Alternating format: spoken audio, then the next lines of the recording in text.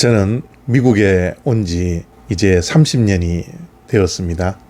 미국에 와서 지금까지 지내는 동안 낯설고 물설은 외지에서 살아가는데 아쉬운 것들이 많이 있습니다. 그런데 그 중에 제일 아쉬운 것 가운데 하나가 친척들을 만나지 못하고 가까운 친구들을 만나지 못한다라는 것입니다. 친구는 오래되면 오래될수록 좋다고 하죠.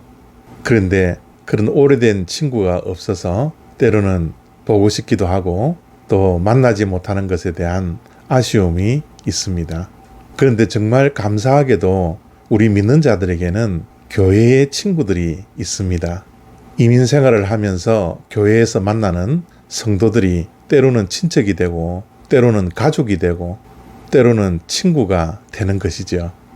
만약 우리 믿는 자들이 외지에서 생활할 때 교회에서 만나는 성도가 없다면 얼마나 외롭겠습니까? 언젠가 제가 들은 이야기인데요. 새들백 교회에 설문조사를 했다고 합니다. 왜 교회에 나오십니까? 라고 물으니 93%가 목사님 설교 때문에 교회에 출석합니다. 라고 대답을 했다고 합니다. 또 한 가지 질문을 했는데요. 왜 이 교회를 떠나지 않습니까? 라고 질문을 하니까 거의 대부분의 사람들이 교회에서 만난 친구들 때문에 교회를 떠나지 못합니다. 라고 대답을 했다고 합니다. 그만큼 우리의 삶 가운데는 서로 마음이 통하는 친구가 정말 중요합니다.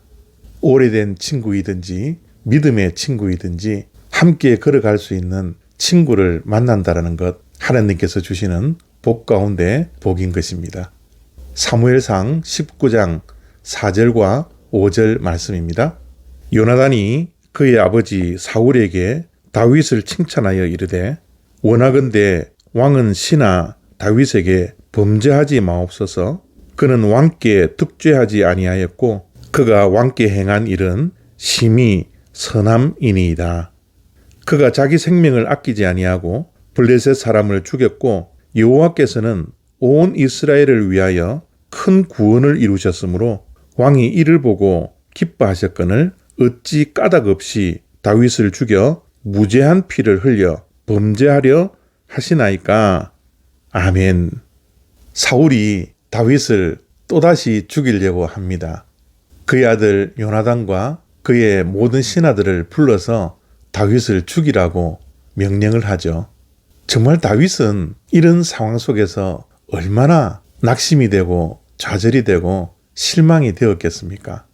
아무 까닭 없이 자기 자신을 죽이려고 하는 사울을 보며 정말 낙심했을 것 같지 않습니까? 그런데 그를 지탱하게 해주었던 것은 바로 친구 요나단이었습니다. 요나단의 우정이 아니었더라면 다윗은 정말 낙심하고 절망 가운데 하루하루를 살았을 수도 있습니다. 물론 요나단 이전에 다윗은 하나님과 함께하는 믿음이 있었죠. 그런데 하나님에 대한 믿음도 중요하지만 하나님께서는 우리들의 믿음에 역사하시는 것은 때로는 사람을 통하여서 하신다라는 것을 우리는 잊지 않아야 합니다.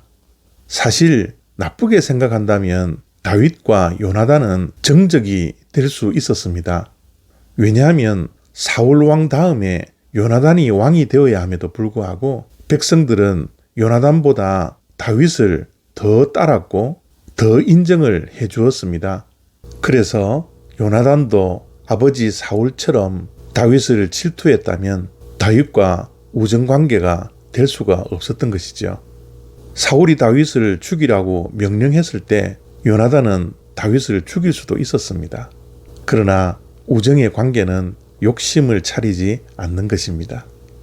친구는 서로 욕심을 내지 않습니다. 이득이 되면 친해지고 이득이 없으면 버리는 그런 사이가 아닌 것입니다. 그리고 요나단은 아버지가 죄의 자리에 있지 않기를 원했습니다.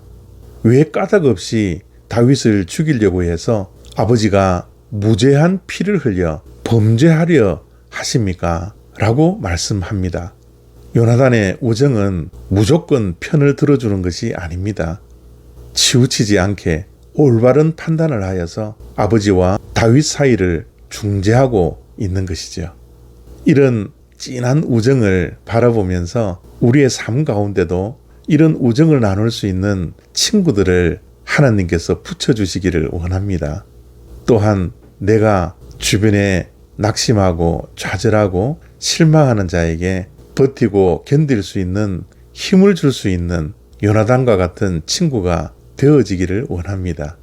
그리고 우리 주변에 이런 친구가 있다면 그런 친구를 주신 하나님께 더욱더 감사할 수 있는 복된 하루 되시기를 바랍니다.